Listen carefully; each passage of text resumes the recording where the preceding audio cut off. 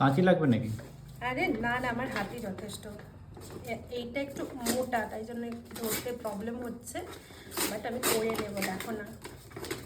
না, নাইকার এই পার্সেলগুলো কিন্তু খুব স্ট্রং হয়। হ্যাঁ, এই জন্য তো নাইকা থেকে জিনিস কিনতে ভালো লাগে, মানে যত টাকারই জিনিস হোক না কেন একটা মনের মধ্যে শান্তি থাকে যে নাইকা থেকে নিচ্ছি।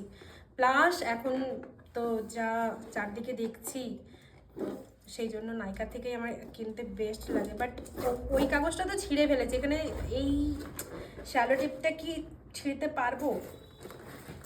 দেখেছো কতটা শক্ত। এটা কি? আচ্ছা, ফরেস্ট এসেনশিয়ালের মিরাকেল ডে ক্রিম, একটা আমাকে একটা স্যাশে ফ্রি দিয়েছে ওরা, এত জিনিস কিনেছি বলে। আর শপারেলের ট্রু কালার কনসিলার একটা নিয়েছি, ম্যাকের একটা স্টোবিং ক্রিম নেওয়ার ছিল, ম্যাকের স্টোবিং ক্রিম নিয়েছি একটা।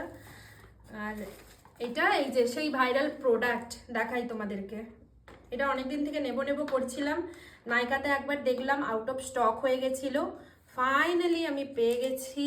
ফাইনালি আমি কোনো নতুন জিনিস কিনলে না আগে সেটা দিয়ে বারবার সেলফ মেকআপ করে দেখি, তারপরে গিয়ে সেটা ক্লায়েন্টের ওপরে অ্যাপ্লাই করি। এই যে ভাইরাল, দেখো তো এটা কি, বলো তো যারা জানো।